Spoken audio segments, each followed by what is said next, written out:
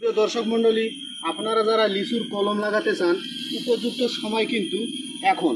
আপনাদের বাড়ির মধ্যে যাদের একটি দুটি লিচুর গাছ আছে, তারা কলম লাগাতে চান, ঠিক এইভাবে কলম লাগাবেন। কাউকে জিজ্ঞাসা করার কোনো প্রয়োজন নাই। আপনার বাড়িতে যে চাকুটি আছে, সেই চাকু দিয়েই আপনারা একেবারে নিশ্চিন্তে কলমটি লাগাতে পারবেন। খুবই সহজ।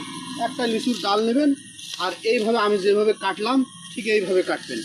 আর যদি আপনার বাড়িতে এইরকম প্লাস থাকে, তাহলে দুই দুই দাগের মাঝখানে ঠিক এইভাবে একটু পশলা দেবেন। এই যে দেখুন, অটোমেটিক একেবারে বাকলটি উঠে গেল। এই যে দর্শক মণ্ডলী, বাকল কত সুন্দরভাবে উঠে গেল। এই যে এটাতে আপনারা এখন মাটি বাঁধার পরে কাগজ দিয়ে বেঁধে রাখবেন।